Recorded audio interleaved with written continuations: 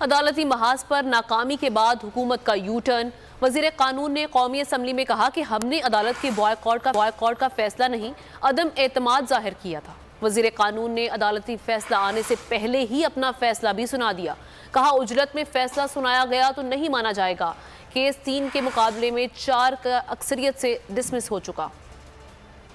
کہا گیا کہ آپ پہلے تحریری طور پہ لے کے آئیں کہ جی ہم نے بائیکاٹ نہیں کیا، اس کی وضاحت ہمارے وکلاء نے وہاں پہ کی اور انہوں نے کہا کہ جی بات جتنی ہے تحریری تب دیں جب یہ بات لکھی گئی ہو۔ ہم نے یہ طے کر رکھا ہے کہ ہمیں بینچ کی کانسٹیٹیوشن پہ تحفظات ہیں اور ہمارے تحفظات دور ہونے تک یہ کویسچن آف مینٹینیبلٹی سے متعلقہ ہیں وہ دور کیے جائیں، اس تک آپ یہ مؤخر کریں۔ جب 4 کے 3 سے ایک فیصلہ آ چکا ہے، یہ پروسیڈنگز ایک 3 رکنی بینچ کے سامنے قابل سماعت نہیں ہیں تو یہ پروسیڈنگز ڈراپ کر دی جائیں۔ یہ فیصلہ ہوا تھا کہ یہ جو موجودہ بینچ ہے اس کے اوپر عدم اعتماد کا اظہار کیا جائے گا۔ بائیکاٹ کا کہیں لفظ استعمال نہیں ہوا۔ یہ بات جو ابھی لاء منسٹر نے فرمائی ہے یہ بالکل 100% درست ہے۔ and I am here to fully endorse what is saying in this behalf۔ تو نظر آ رہا ہے سامنے لکھا ہوا ہے ظلم مٹنے کے لیے 2 چیزوں سے مٹے گا بھائی۔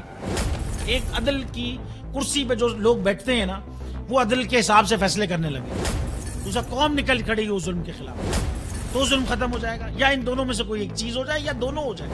اگر 420 کا مقدمہ تھا اس وقت عدلیہ میں جو لوگ بیٹھے ہوئے کیس دیکھ رہے تھے وہ پوچھتے نا یار چیٹ ہوا کون ہے،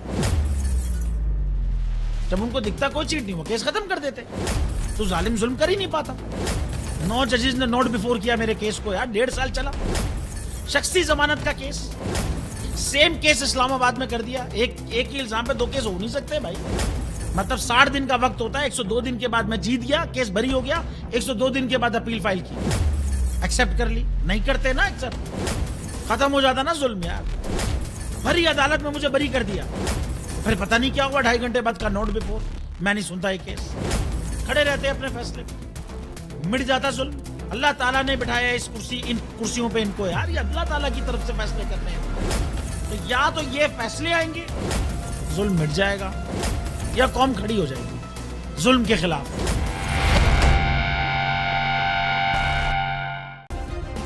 سبسکرائب کریں اور بیل دبائیں تاکہ کوئی خبر رہ نہ جائے۔